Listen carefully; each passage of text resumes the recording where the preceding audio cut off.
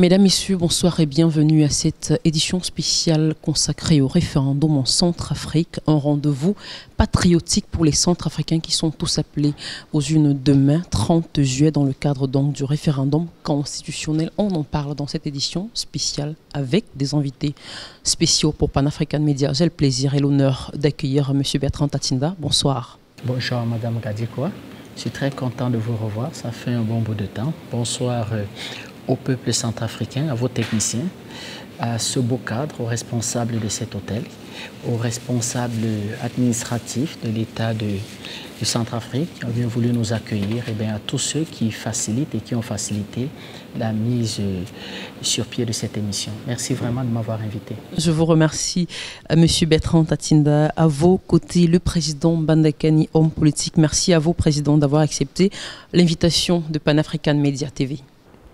Merci de m'avoir invité. Je l'ai d'autant plus accepté rapidement que c'est toujours un plaisir de vous retrouver. Vous êtes une des figures journalistiques pionnières du panafricanisme dans le cadre de cette dynamique médiatico-stratégique. Donc, merci de m'avoir invité. C'est nous qui vous remercions, président Bandakani. Permission que je salue l'avènement de Pan-African Media dans la galaxie médiatique panafricaniste. Bien entendu. Nous vous remercions, président Bandakani. Un rendez-vous patriotique, donc c'est ce qui attend les Centrafricains demain. Quels enjeux, à quoi faut-il s'attendre? On en parle avec nos invités. Fidèles téléspectateurs, restez avec nous jusqu'à la fin de cette édition spéciale, de ce plateau spécial. Alors très rapidement, je vais commencer avec vous, Monsieur Tatinda, sur cette question. Alors on a vu tous ensemble la forte mobilisation observée depuis le début de cette campagne lancée le 15 juillet dernier par le président Faustin Archange-Touadéra lui-même. Et on a également observé l'engouement des Centrafricains hier lorsqu'il était question du grand meeting de clôture de campagne. Alors, selon vous, que peut présager tout cet engouement la veille de l'élection ou alors moins de 24 heures avant le scrutin? Déjà, j'avoue que j'ai eu, tout ce que vous dites est relativement vrai. J'ai eu un sentiment vraiment plein de joie et plein d'émotion. Parce qu'on a toujours en arrière-plan ce pays, le Centrafrique, où on se dit toujours qu'on va arriver, on va trouver une population plus ou moins taciturne, plus ou moins vexée, des gens repliés sur eux-mêmes. J'étais tout petit, j'avais à peine 45 ans quand les premières déstabilisations de ce pays étaient lancées. Mon père était jeune fonctionnaire, on parcourait le Cameroun et on se réveillait un matin avec une radio, excusez-moi de ne pas prononcer son nom ici, à l'époque, qui était un peu la seule porte à l'international pour les Africains, qui nous annonçait énième coup d'État, énième tentative de déstabilisation, et c'est comme ça que le pays va, tout au long des 2 dernières décennies, pratiquement 3 dernières décennies, aller de déstabilisation à déstabilisation. Et plus tard, quand j'ai été un peu plus grand et que je me suis posé des questions, je me suis dit, mais pourquoi ce pays-là? Pourquoi ce pays-là? Il y a 54 pays en Afrique, pourquoi ce pays concentre autant de déstabilisation? Par mes recherches, par mes lectures, j'ai réussi à me rendre compte qu'il y avait deux facteurs importants. Le premier facteur, c'était les hommes politiques à qui le peuple 180 avait toujours confié son destin sur l'accompagnement et les textes. Et enfin, un troisième acteur, c'était, comment je peux dire, un manipulateur de l'ombre, qui ne se rappelle pas des opérations Barracuda. Ça obéissait à quoi? À quel texte? Donc, quand le Centrafrique a eu le malheur d'avoir des hommes politiques qui n'ont pas pu assumer le rôle historique, à savoir conduire le pays vers le développement, vers l'amélioration des conditions de vie des populations. Je crois que ce référendum de même va marquer une certaine rupture dans la pratique politique dans le pays, au Centrafrique. Une véritable rupture aussi sur les textes. Vous savez, la Constitution fonde l'État. Donc, c'est un nouvel État, c'est-à-dire qu'une Constitution qui va aller jusqu'aux questions basiques, questions fondamentales, le rapport à la terre. Nous, on a ce problème chez nous au Cameroun. Ça commence à être un problème au Cameroun où il va falloir peut-être même un jour faire évoluer notre constitution pour bien clarifier un rapport à la terre entre les Camerounais du terroir, les collectivités coutumières et la terre. Ça règle ce problème. Les richesses naturelles, la possibilité, les nouveaux partenaires, le rapport en quelque sorte de Centrafrique dans le monde. Et nous sommes très contents et nous le disons, nous ne nous cachons pas que ce sera un peu comme une forme de renaissance, la vraie renaissance. Donc, de mon point de vue, c'est tout ça les enjeux de cette réforme constitutionnelle. Et comme vous l'avez dit, un pays où les gens ont appris à vivre, les gens sont contents, les rues sont, il fait beau, il fait même d'ailleurs un peu chaud, et les Centrafricains vaquent à leurs occupations. Je ne crois plus qu'il sera acceptable pour qui que ce soit, de venir troubler cette quiétude. Donc, nous disons bravo à ce président qui est arrivé comme un cheveu dans la soupe. Il a été un technocrate, il est arrivé en politique un peu par hasard. C'est un universitaire, un peu, comment je peux dire, un aîné de notre famille, un mathématicien. J'ai fait la mathématique quantique, j'ai fait la physique quantique. Je peux vous dire que c'est le vecteur, la mathématique et la physique qui est très très difficile parce que vous faites de la mathématique dans ce qu'on appelle l'infiniment petit. Et souvent dans des vitesses relativement très grandes qui fait qu'on le traduit en termes de la relativité. C'est-à-dire qu'un mobile n'est plus tout à fait un mobile, il devient une source d'énergie, tellement il va vite. Donc, il est déjà très brillant universitaire, il arrive en politique et puis je crois que je veux mieux étudier dans l'avenir son parcours et son engagement. Parce que ce qu'il a fait est relativement extraordinaire pour un universitaire. Il n'était pas programmé pour être véritablement un homme politique. Et il est en train de transformer le pays. Merci. Merci Madame Gadi pour cette question. Merci beaucoup Monsieur Tatinda. Alors Président Bandekani, avec vous on reste dans un premier temps dans cette logique même de forte mobilisation pour parler de cet engouement-là. Est-ce qu'il est risqué de déclarer aujourd'hui par exemple, comme on l'a entendu déjà hier dans les rues de Bangui par exemple, est-ce qu'on peut déclarer sans risque de se tromper que la victoire du oui par exemple à ce scrutin du 30 juillet est acquise d'une certaine façon? Oui, on peut le dire parce que le mouvement est historique. Et Bertrand tout à l'heure convoquait le caractère extraordinaire de toute la dynamique qu'incarne le président Touadéra dans ce pays. Mais on peut dire cela autrement en disant que, je me répète à dessein, que nous sommes en face d'un renversement radical. C'est un pays qui n'avait plus d'horizon, il n'avait aucun horizon. Et les Centrafricains ne s'étaient pas habitués à une vie infrahumaine, à vivre sans horizon. Il y avait une espèce de fatalité dans ce pays consistant à croire que cet horizon de la guerre, de la misère, cet horizon de l'indignité la plus absolue était la norme en Centrafrique. Mais de manière incroyable, miraculeuse, les populations elles-mêmes découvrent que, dis donc, mais la barrière est tombée. Donc on pouvait sortir de l'insécurité dans ce pays. On pouvait avoir une perspective autre que cette mort que la communauté internationale autoproclamée, en général, la France en particulier, et leurs relais locaux ont imposé à ce pays, à travers des décennies de chaos et de désolation. Non, et seulement... Donc on peut comprendre que les populations ayant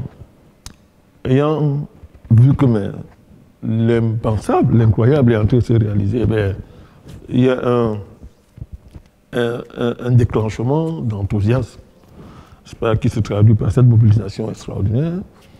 Mais depuis hier, moi je n'ai pas vu un référendum, je vois une fête. C'est un processus référendaire festif, festif. La fête parce que justement les gens... Vous savez, c'est comme une victoire, c'est comme un pays africain qui va au mondial, qui gagne la Coupe du Monde. Vous voyez ça, c'est l'analogie. Ouais. Alors, il y a une joie extraordinaire qui s'empare du pays. C'est un peu ça ici. On ne mesure pas assez la situation que les gens d'ici ont vécu depuis des décennies. Mais là, c'est comme s'ils avaient remporté une Coupe du Monde. Parce que l'horizon de la mort a sauté. C'est remplacé par une perspective de vie.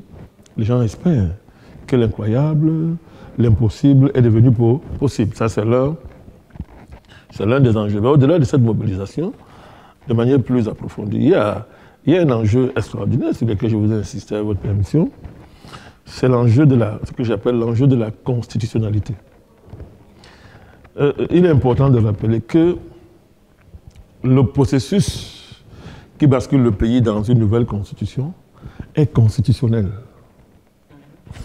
Cette dialectique est importante à relever. C'est-à-dire le processus qui fait basculer le pays dans cette nouvelle constitution est fondamentalement constitutionnel, c'est important.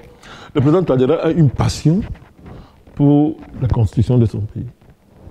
Il en est le garant d'ailleurs, il aime le rappeler, il en est le garant. Et toute la dynamique référendaire est basée sur les articles 41 et 30 de la Constitution du 30 mars 2016. C'est-à-dire que le président Touadéra, en faisant accéder le pays à une nouvelle ère constitutionnelle, respecte, entre guillemets, les articles de l'ancienne Constitution. Il est en train de faire ce que l'ancienne Constitution a prévu dans les articles 41 et, si je crois bien, et 90. Donc ça ressemble beaucoup plus à une mise en œuvre effective de ces actes. Oui, c'est-à-dire qu'il y a là une continuité constitutionnelle dans une rupture, mais il y a une continuité constitutionnelle qui fait que tous les bavards et tout ce qui anime une chorale de mort, une chorale de la défaite, de la haine et de l'aigreur, ben, ils n'ont pas d'argument si on se réfère à la Constitution. Qu'ils prétendent découvrir aujourd'hui en passant. Ils la découvrent aujourd'hui, ils découvrent la valeur de l'ancienne Constitution aujourd'hui. N'est-ce pas? Eux qui n'ont pas hésité à massacrer cette Constitution à la faveur de la guerre qu'ils ont imposée au pays. M. Bozizé et sa clique, qu'il se faut appeler coalition de patriotes pour la Centrafrique, ça fait rire. Hein? Se comportant en véritable brigand, bandit criminel, ont pris les armes contre le pays sur aucune base. Évidemment, la raison était que Paris a décidé qu'elle allait attaquer, comme d'habitude. Donc, aujourd'hui, ils sont les premiers en alliance avec ce qu'on appelle les groupes politico-militaires. Vous imaginez le jargon, hein? C'est-à-dire en politique aujourd'hui, il n'y a qu'en Afrique où ce jargon-là prospère. Groupe politico-militaire, c'est quand même extraordinaire. Regardez dans leur pays le rapport qu'ils ont à ce qu'ils appellent les émeutiers, à ce qu'ils appellent les décivilisés, ceux qui, d'après eux, brûlent les casses. Mais quand c'est chez nous, les gens prennent les armes contre un pays pour rien, n'est-ce pas? On les appelle groupes politico-militaires avec qui il faut discuter. Mais alors, après avoir massacré la Constitution, ils en découvrent l'importance. Vous voyez que c'est pas. Il y a une absence sérieuse de crédibilité, de cohérence. Je ne peux pas insister sur l'antipatriotisme primaire qui anime ces gens, n'est-ce pas, qui aujourd'hui sont les défenseurs de la Constitution, évidemment, et de la limitation des mandats. Donc, il est important de souligner cet enjeu de la constitutionnalité. Même la Cour constitutionnelle, animée par une calamité qu'on appelle Madame Darlan, s'est transformée en comité de base politique au service des ambitions de la France. Et bien, elle s'est cassée la gueule parce qu'elle a trahi sa vocation. Elle a trahi sa mission. Donc, il faut rappeler ça. L'enjeu de la constitutionnalité ici est assez. Il y a une célébration de la Constitution dans son esprit et dans sa lettre, dans la démarche du président Touadéra pour mettre en œuvre ce processus référendaire. L'autre enjeu, c'est l'enjeu politique. J'ai parlé de renversement radical. On entrevoit la défaite des entrepreneurs de la guerre, des mercenaires déguisés en politique ou en groupe politico-militaire au service de la racaillerie parisienne et de la communauté internationale autoproclamée, n'est-ce pas, qui mettent un pays sous embargo militaire pendant qu'ils arment les rebelles à dessein, qui mettent un pays sous tutelle onusienne et que l'ONU, depuis qu'elle n'apporte aucun résultat digne de ce nom, au contraire. Ces agents se livrent au pillage de matières premières dans des deals mafieux avec les rebelles. Ouais, donc, entre autres, d'ailleurs, ici en Centrafrique, la MINUSCA, n'est-ce pas, peut se permettre de priver le pays de carburant pour assurer sa consommation à elle. C'est-à-dire que les besoins de sécurité du pays ne sont même pas prioritaires.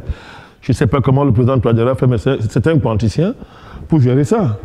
Vous voyez, ce n'est qu'un exemple. Même les petits Norvégiens se réveillent un matin et disent que non, les FACA ne sont pas en mesure d'utiliser les armes si on leur donne. Je ne sais pas si vous vous rendez. Même je dis des petits Norvégiens qui ont un fonds souverain alimenté par l'argent du pétrole, qui découvrent une vocation colonialiste en plein début du XXIe siècle. Donne des leçons, va à l'ONU, siège à la chorale, n'est-ce pas, des impérialistes à l'ONU, déguisés en tutelle internationale, toutes les bêtises que vous voulez entendre dans vos oreilles, si elles sont assez solides pour entendre ce type de charabia. Mais dit que non, si on arme les fracas, les armes là, ils ne sont pas sûrs que les fracas peuvent les gérer. Vous voyez le mépris, à la limite raciste. Mais pendant ce temps, on a réservé, n'est-ce pas, des sources d'approvisionnement en armes aux rebelles, qu'on arme en plein jour d'ailleurs. Donc, vous voyez très bien que l'enjeu politique est majeur. Ces groupes-là sont en train de jouer, ils n'avaient pas prévu ça. Face au génie politique du président Touadéra et au réveil de la population, n'est-ce pas, le territoire est sécurisé à près de 90%. Oui. Hein? C'est aujourd'hui, le pays est redevenu la capitale des BRICS, en Afrique centrale, il faut le dire. Tout à l'heure, on parlera de l'enjeu géopolitique d'ailleurs là-dessus. Et quelqu'un dont on n'avait personne à parier sur sa survie politique, n'est-ce pas? Et là, il est en train de faire basculer le pays dans une ère de régénération, dans une renaissance, n'est-ce pas? Avec des perspectives extraordinaires. Ça, c'est le basculement. C'est le basculement politique, c'est l'enjeu politique. Et les populations accompagnent et suivent ce processus. Il y a ça. Sur le plan géopolitique, c'est extraordinaire. Le président Touadéra, il a fait quelque chose d'extraordinaire. Il a assumé une diversification des partenariats à un niveau global. Il est le premier en la matière. Le président Touadéra a été le premier à oser mettre sur la table la nécessité de profiter de la fenêtre d'opportunité géopolitique qu'offre la Russie. Dans un environnement où parler avec la Russie, c'est un crime contre l'humanité. Dans un environnement où la russophobie est épidémique et primaire au niveau des Occidentaux, mais qui pourtant sont les grands que tu avais la Russie, on a des relations avec la Russie, n'est-ce pas, des relations diplomatiques avec la Russie, commerciales, etc.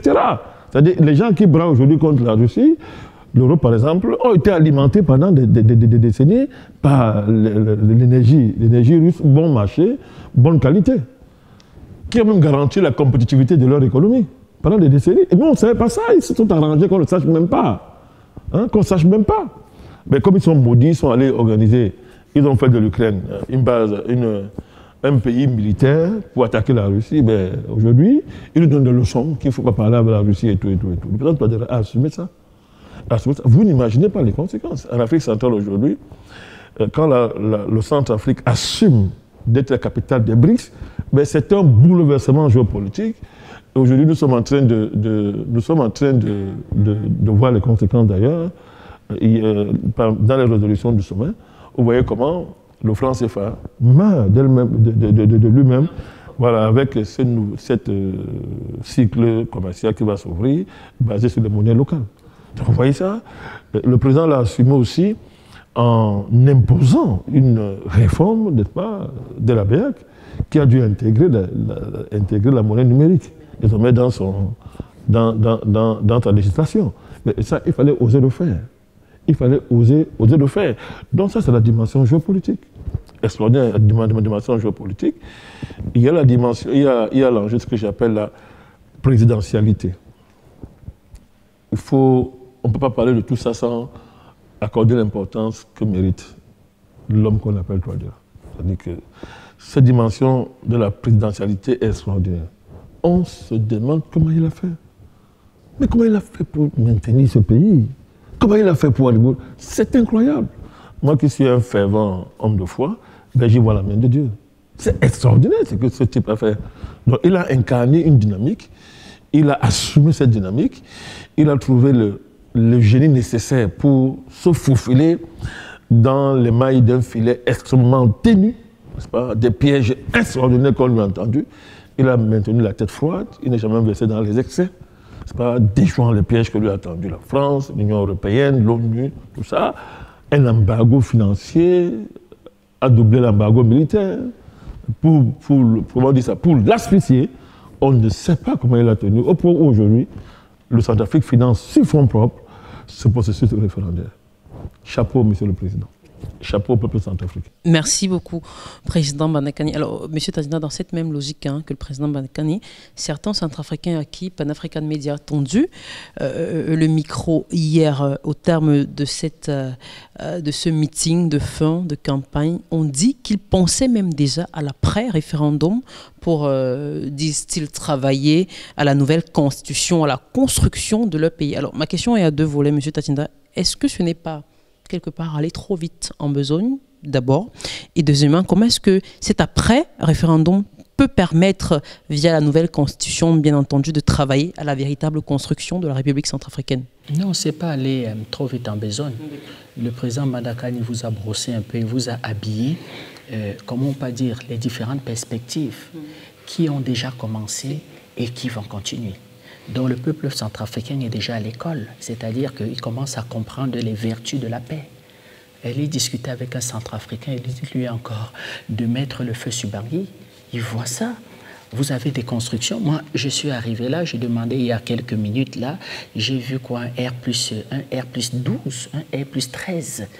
Vous voyez des investisseurs qui arrivent en plein Bangui. Quand vous construisez un R+13 avec pratiquement une centaine de pièces, vous engagez pratiquement le milliard et des dizaines de milliards d'investissements. Et ça va aller ainsi. Donc, le peuple centrafricain l'a compris parce que le président a fait preuve de pédagogie. À un moment donné, moi, je ne comprenais pas le président, je l'avoue. Parce qu'il y a eu les accords, de Khartoum. Je crois que vous étiez à Khartoum, Madame Gadikwa. Et le président, à un moment donné, tendait la main. Moi, j'avais mon ami Kamalo, que je salue, qui est au Tchad. On se disait, mais qu'est-ce qu'il fait? Tout démontre qu'ils ne veulent pas la paix, mais le président tend la main. Le président est arrivé jusqu'à faire un statut des politico-militaires. Et moi, j'expliquais que, monsieur le président, politico-militaire, ça renvoie à quoi sur le plan politique? Comment on peut donner un statut à des politico-militaires? Donc, Khartoum a donné un certain nombre de missions sur le plan politique du président à remplir, et il les a remplies toutes, sauf que tout ce qu'on demandait aux rebelles, c'était d'appliquer les programmes de Khartoum et de désarmer. Un peu comme lors de la crise ivoirienne où on a donné 22 résolutions au président Gbagbo à respecter, Marcoussi. Il les a toutes respectées. Et on demandait juste aux hommes de M. Soro de déposer les armes. Et à M. Soro d'organiser dans l'élection. C'est-à-dire que déposer les armes, et rien n'a été fait. Certains sont venus, le président fait un remaniement ministériel, il a intégré les politico-militaires. Moi, j'ai toujours du mal à voir ça, mais mes amis m'ont expliqué. J'ai eu ce désaccord avec le président Banda qui m'a dit, Bertrand, c'est la politique. C'est la politique. Le premier mandat du président, il faut la paix. Il faut que les Centrafricains palpent la paix pour comprendre cet enjeu, pour que, quand ils posent des questions maintenant constitutionnelles, qui peuvent être des questions, comment je peux dire, intellectuelles, et expliquer qu'à partir de la Constitution, je veux construire maintenant un nouveau Centrafrique économique, viable, qui va même profiter à mon pays, le Cameroun. Et c'est ce que le président fait très vite. Il faut dire quand même qu'il y a des enfants centrafricains qui ont compris. Oui. Il y a beaucoup sur 12 groupes rebelles qui étaient les plus en vue. Je crois que 9 se sont rangés et ont retrouvé, comment je vais dire, le droit chemin, travaillent à l'heure actuelle. D'ailleurs, hier au meeting de clôture, il y a eu un qui a eu un discours très dur sur ses anciens amis et dire que nous sommes dans l'opposition constructive, c'est-à-dire le Centrafrique appartient à tout le monde. Donc il est question, lui, si on n'est pas en accord avec le président sur toutes les questions, mais de faire entendre notre point de vue, c'est un homme de rassemblement. Je vous ai dit que moi, souvent, j'ai été dubitatif sur toutes les tentatives de paix qu'il a essayé de faire.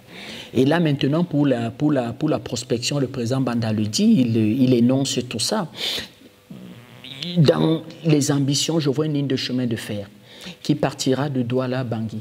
Vous savez que 80% de la ligne de chemin de fer sera en territoire camerounais.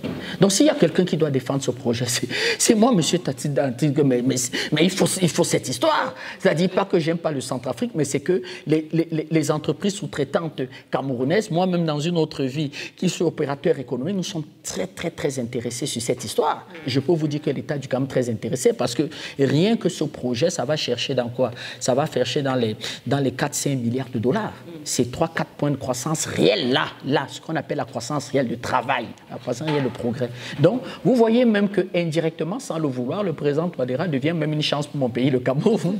C'est ça qui est extraordinaire. Et là où le président Banda mettait l'accent, c'est de savoir comment il a fait. Parce qu'à un moment donné, il a été confronté à ce qu'on appelle la barbarie et la dureté de la politique incarnée par certains. C'est-à-dire, on arme les rebelles. Vous avez embargo à l'ONU. le Fonds monétaire et la Banque mondiale vous ferment les portes. On fait du lobbying et on intimide certains chefs d'État de la CEMAC. Je dis même certains chefs de l'État de la CEMAC au point où ils vous saluent de loin. Ils vous saluent de loin. C'est-à-dire qu'ils ne veulent vraiment pas se voir avec vous, même sur la photo. Et on mène une campagne d'intoxication avec ces chaînes qui sont en relais sur nos États, qui reprennent le même journal toutes les 15 minutes, qui assènent les mêmes mensonges toutes les 15 minutes, au point où deviennent vérité pour nos populations. Et il va se retrouver là, pratiquement n'ayant rien. Je crois qu'il s'est retrouvé avec une dizaine de fusils quand il arrivait et avec moins de 3 millions de francs CFA dans les caisses de son trésor public. Regardez où on en est aujourd'hui. C'est ça la perspective. C'est ça la perspective. Et ça doit être constitué consolidé par cette constitution. Là maintenant, rentrons dans le débat politique. C'est-à-dire quoi? C'est-à-dire que idée contre idée, projet contre projet. On peut même l'admettre. Oui, nous on l'admet. Par hypothèse, le chemin pris par le président Touadéra, il n'est pas le bon. Mais que les groupes politico-militaires rentrent dans ce qu'on appelle la réelle politique. C'est-à-dire que la politique du débat, de l'argumentaire, du projet politique, de l'ambition, de la vision politique. Et ils viennent faire le débat avec ceux qui appartiennent au parti politique du président Touadéra. Là, c'est toute l'Afrique qui gagne. Nous, au Cameroun, on sera très intéressés parce que je vous ai dit que c'est une chance de croissance pour nous. Dans les projets que les BRICS s'entendent implémenter, ils ne sont pas rentrés dans une vision hermétique et dire la République centrafricaine. Quand ils pensent à une ligne de chemin de fer qui part de Douala et qui arrive sur Bangui et qu'il continue avec 80% du trajet en terre camerounaise, mais le Tchad se trouve à porter ce projet. Vous avez un pipeline qui part de Doba, qui va jusqu'au port de Kribi. Le Centrafrique est un pays producteur de pétrole. Nous prions également qu'il lance rapidement l'exploitation pétrolière. Mais il faudra juste faire quoi? 150, 250 km de raccord et rentrer dans le pipeline. Donc, vous voyez donc que c'est toute la CEMAC. Il faut regarder le développement du Centrafrique dans une vision communautaire. C'est tout le monde qui doit véritablement encourager. Mais hélas, Mme Gadikwa, moi, le président Bandan le dit souvent, le regrette. Il y a deux CEMAC. Nous avons regretté l'absence de certains pays de la CEMAC au sommet de Saint-Pétersbourg. Nous avons des informations, nous le vérifions encore, que certains présidents de la CEMAC ont refusé de faire la photo de famille de la fin. Ça semble être vrai. C'est inacceptable. C'est inacceptable. Refuser de faire la photo de famille au prétexte que M. Goïta, M. le président du Burkina Faso, le jeune capitaine président, ne sont pas légitimes.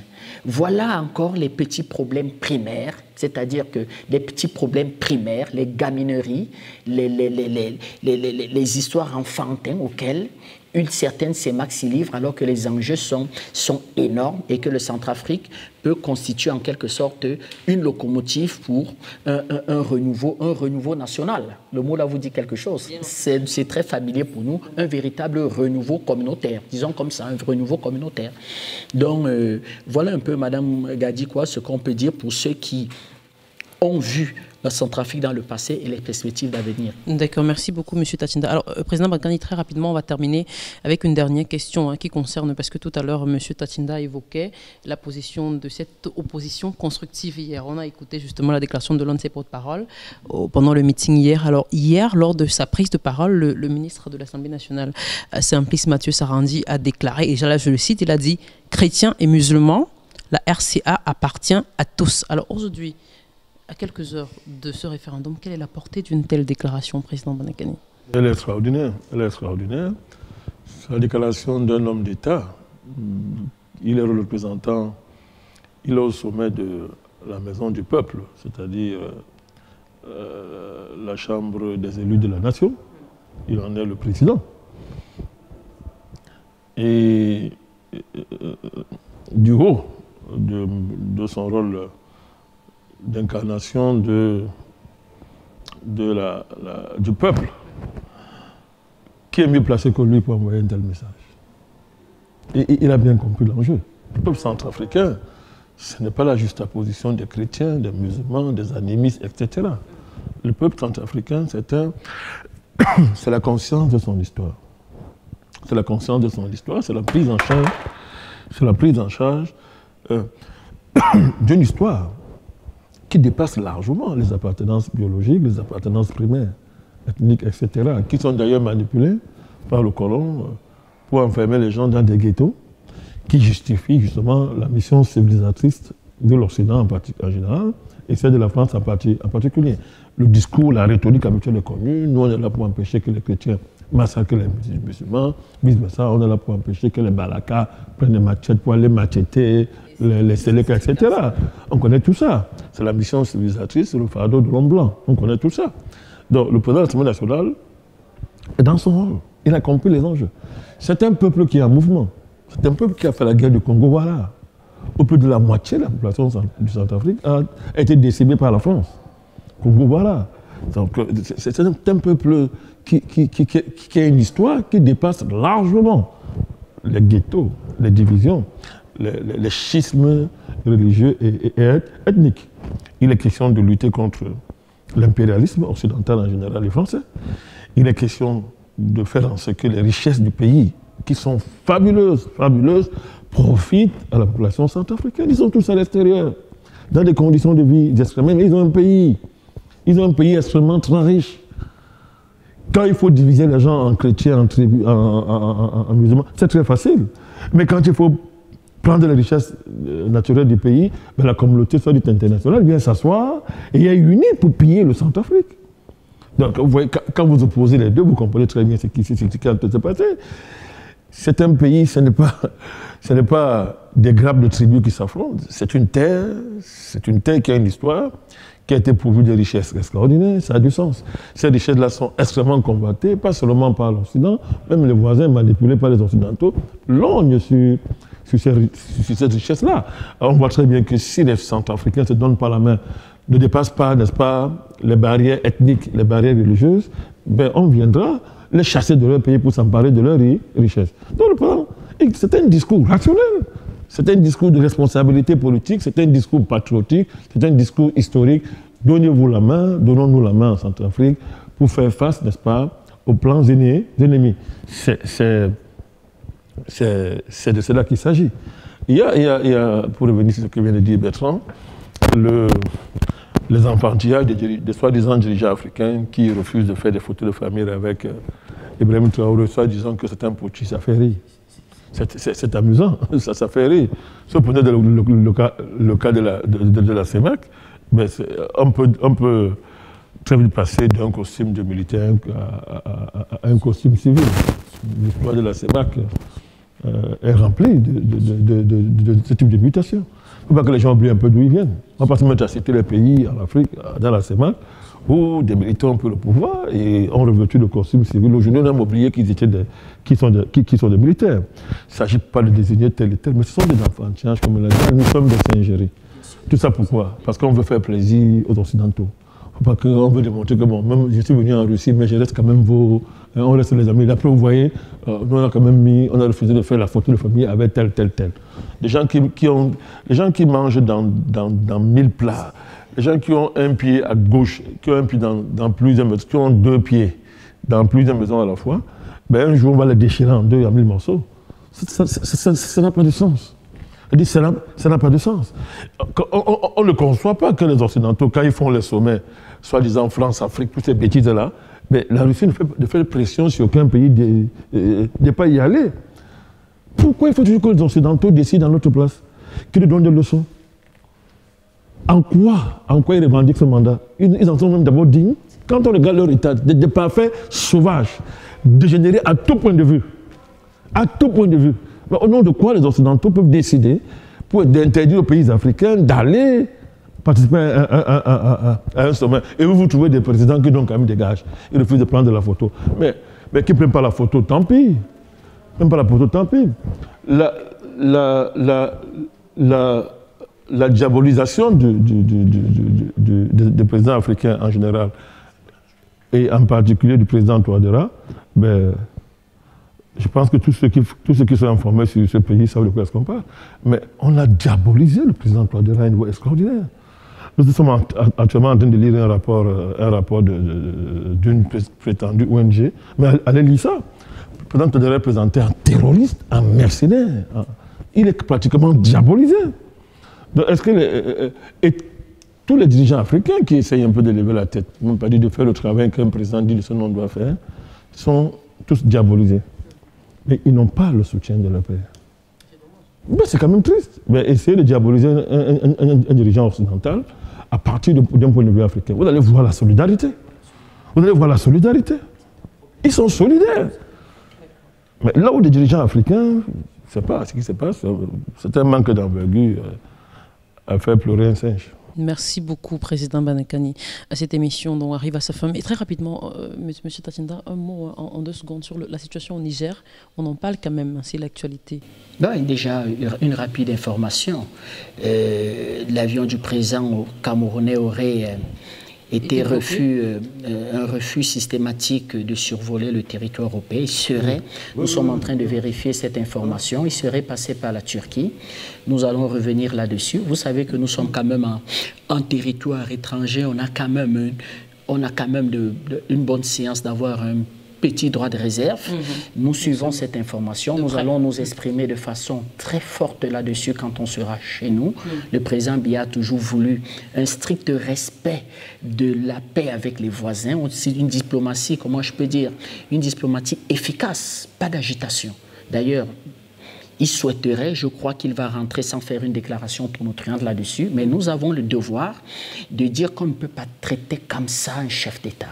Ça a un statut, un chef d'État, ça a un statut international. Je n'ai pas fait de droit international, mais ça a un statut international. Au gré de vos fantasmes, au gré de vos humeurs primaires, comme le dit le président Banda, il est bien passé quand il y partait, tout le monde savait où il allait. Un plan de vol est défini 6 mois avant le déplacement d'un chef d'État. Le plan de vol est défini, il est validé par tous les pays qui seront survolés. À son retour, dans son pays, ayant fait son sommet, n'ayant attaqué personne, eh bien, nous disons, moi particulièrement, M. Tatinda, j'enquête là-dessus, nous allons répondre quand on sera chez nous. Nous respectons le pays acquis. L'actualité ici, c'est ce référendum. Nous poussons les populations à dire un oui massif, à faire un triomphe au président Touadéra. Et je peux vous dire, pour l'actualité de Niamey, c'est comme on va dire une agitation dans rien du tout. C'est-à-dire le nouveau général est là, il a fermé les frontières, il a pris les décisions d'un homme d'État. La raison a été claire, c'est-à-dire l'incapacité du président de la République à assumer sa fonction. C'est simple que ça, en un mot, l'incapacité du président à assumer sa fonction. Qu'est-ce qu'on fait? Eh bien, on le met de côté. L'armée a pris ses responsabilités et je crois que dans les jours qui viennent, un gouvernement sera nommé et toute l'agitation parisienne ne reste que l'agitation d'un jeune président qui n'a plus de réponse politique sur rien à poser aux Africains. Merci beaucoup, M. Bertrand Tatinda, président. Oui, attends, moi je n'ai pas la réserve de Bertrand Tatinda sur la question. Le Centrafrique a été attaqué par ce monsieur quand il est venu en visite au Cameroun. Il a attaqué la Russie, il a attaqué le Mali, il a attaqué le Centrafrique en pleine visite d'État dans un pays étranger. Je ne vais pas citer son nom, c'est de faire tout de même. Ça ne vaut rien. Il a attaqué. Donc, il n'y a pas de réserve à prendre de mon point de vue sur la question. Tout l'enjeu référendaire, tout ça, il y a ça dedans, parce qu'attendez, il y aura une bataille après référendaire. Hein. Ils vont commencer ils vont déclencher la guerre contre le processus qui est ici en Centrafrique. Ils se mêlent de tout. Vous voyez le petit Tintin de l'Élysée, je suis désolé pour vous, moi j'assume, j'aime mon langage, je l'assume, qui ose se mêler au Niger, il dit que lui ne reconnaît pas le nouveau pouvoir nigérien. Lui qui? Il est nigérien? Est-ce que vous vous rendez à quel niveau? On va continuer à faire la langue de bois quand? On va continuer à jouer le jeu de la diplomatie quand? La diplomatie, c'est de la sauvagerie, c'est pas de la diplomatie. Est-ce qu'il est nigérien? Est-ce que le Niger s'est mêlé quand la France brûlait là dernièrement? Est-ce que le Niger s'est mêlé quand lui, il a foutu des élections? Il n'a même pas été élu? Ça peut pas continuer comme ça. Vous faites quelle diplomatie quand vous continuez à tolérer des choses comme ça? Quand on va finir ce référendum, ils vont se lever. Ils vont se lever. Sans prendre aucun gant. Attaquer, insulter, dénigrer. Mais il faut qu'on passe à la vitesse supérieure. Cette information, si elle est vérifiée, notre position est claire. C'est-à-dire que œil pour œil, dent pour dent. Œil pour œil, dent pour dent, on va voir qui a besoin de venir chez l'autre. On verra très bien qui a besoin de venir chez l'autre. Quand on fait un embargo financier sur un pays comme le Centrafrique, c'est pour la diplomatie. Dans un monde globalisé, ça veut dire que je dépends de toi, tu dépends de moi. Quand toi tu décides de me faire un embargo financier, alors que tu vis, ton économie vit grâce à la matière première, que tu pilles en organisant les guerres chez moi. Vous faites quelle diplomatie quand vous voulez taire ça? Y compris la diplomatie. Ce sont des sauvages. Donc on est en train d'avancer au fur et à mesure vers le clash, vers la confrontation, où il faudra rompre avec l'Occident. Si l'Occident ne veut pas s'adapter aux enjeux du XXIe siècle, ben on tire nos responsabilités. D'ailleurs, c'est tout l'enjeu du monde multipolaire. Absolument. Merci beaucoup, Président Bandakani, M. Bertrand Tatinda. Fidèles téléspectateurs de Pan-African Media, cette émission se termine à l'instant. Merci de votre fidélité. Restez bien sûr en compagnie de nos programmes qui se poursuivent. Et demain et les jours suivants, nous aurons des éditions, justement, des plateaux spéciaux sur ce référendum constitutionnel en République centrafricaine. Merci à toute l'équipe technique de ce soir et à très bientôt. Au revoir.